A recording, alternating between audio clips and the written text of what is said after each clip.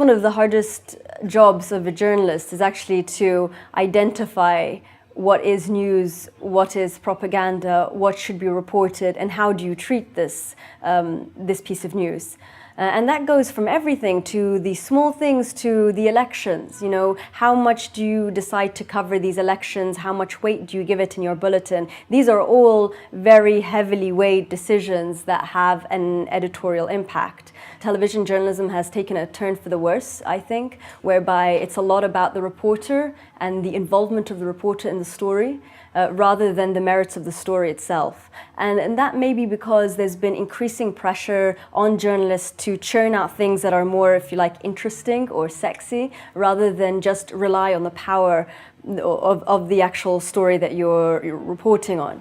So many mixed reports actually in the last few hours, and you're getting... My name's Sherine Tadros. I grew up in London, where I was born, for about 26 years. I lived pretty much in the same house in the same area my entire life. And then everything changed when I decided to take a job with Al-Jazeera English, and I moved to Doha in Qatar.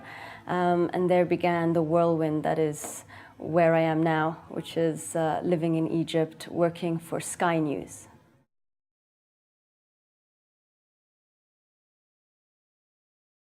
Al Jazeera Arabic certainly created a huge storm when it came to being. The whole idea of being the voice of the voiceless, to present the other side of the story, this was completely revolutionary in Arab media. That's not what media did. It wasn't about presenting the other side, it was presenting one side very well.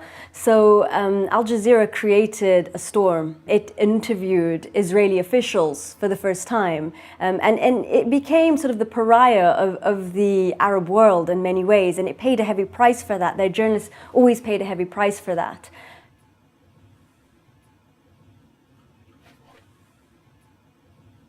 Al Jazeera English was slightly different. When it came on the scene, there was already CNN and NBC and other channels that challenged the governments and didn't have this sort of vested interest in one sort of propaganda.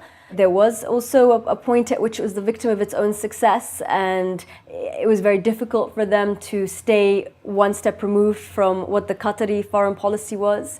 And that's very unfortunate for the channel. But in essence, when you watch Al Jazeera English today, you still feel that they have this commitment to foreign news like no one else has. Resources that are devoted to foreign news that no one else has.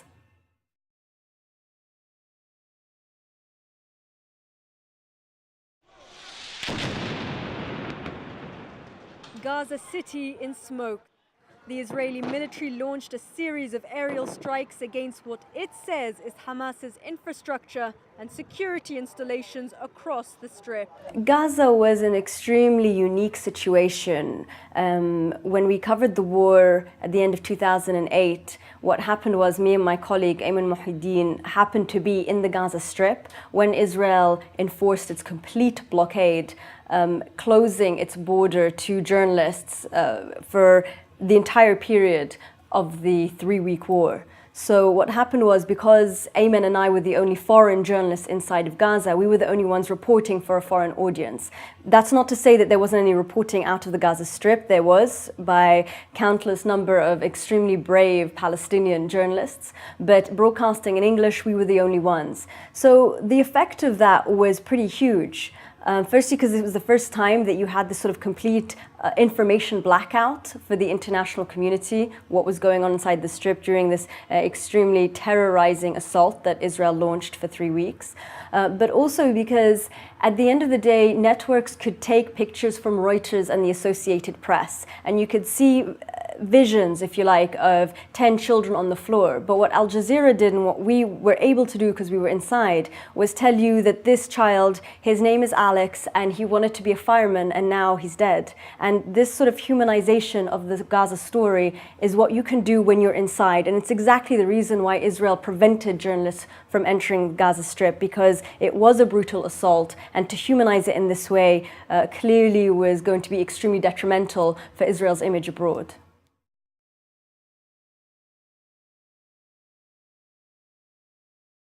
I think the Arab Spring was an extremely huge challenge for every media network because people are used to one big event where you throw your resources at. It was extremely rare for you to have so many events. So it was a lot to cope for a lot of different media organizations that tried to cover one story only to find out that it was kicking off somewhere else and somewhere else and so on. For Al Jazeera, I think it felt that this was their moment. At the end of the day, Al Jazeera had been operating for 10 years in Arab countries, trying to expose those Arab regimes in a way that you hadn't seen any local or pan-Arab station try and do. It was poking at the side of every Arab country and their leaders and trying to hold them accountable to the people. So essentially, when people rose up against those regimes, Al Jazeera felt like this was its moment. This is what it was gearing up for. And it felt a huge part of what the Egyptian, Tunisians, Libyans, Yemenis were doing. And then actually during the revolution, Al Jazeera, like no one else, covered the sort of enormity of it and the protests and really took it extremely seriously from day one of Tunisia. So in many ways, when we talk about the breaking of the fear factor, which is what people credit the uprisings with, that fear factor could be broken because you were sitting at home watching TV, watching the Tunisians do it on Al Jazeera, watching your fellow Egyptians do it. So it was empowering that you could now go to Tahrir Square because you know how many people are in Tahrir Square. So in many ways, of course, Al Jazeera weren't the only ones covering the Arab uprising, but in many ways it felt like it was part of it, perhaps more than any other network.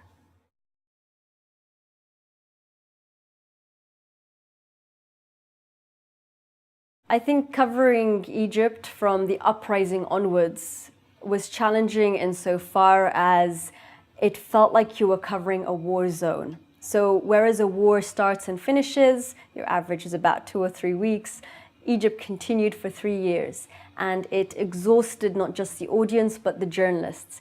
And that exhaustion was very difficult for a lot of people, including myself. And it tended to lend itself to journalists being burnt out and making not necessarily the right decisions all of the time.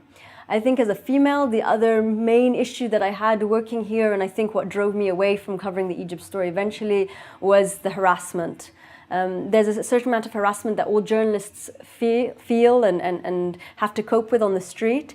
And then there's a whole other level if you're a female journalist and the kind of attention that you attract on the street and the harassment that you get every single time you go out in different levels. On a lucky day, you will just simply get people whistling and shouting and trying to grab you. On a bad day, it can be a lot worse.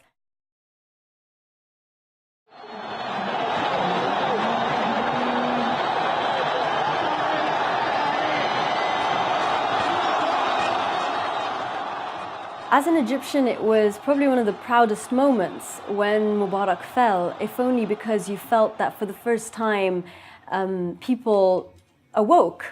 So it represented the awakening of a population and understanding that you deserved better. And I always remember the story from being in Yemen and interviewing this girl who was, I think she was about 12 or 13, and she was in Change Square in Sana'a. And I was telling her, you know, you've never known anyone else but Ali Abdullah Saleh. Why are you here sleeping and eating? And are you just having fun? And she goes, no, I'm not having fun. This is very serious for me. And I know that I don't know anything else but him, but I know that I deserve better. And so I asked her, why do you think you deserve better? Why do you think things are so hard for you now? Maybe things could get even harder later. And she said, because every day she goes to school, and on her way to school, there's a big garbage truck. And she sees little kids younger than her trying to find food from this garbage truck. And she said that I know I'm only young, but I know that that's wrong. And I'm here because I think that I can change that, and because the next generation deserve better.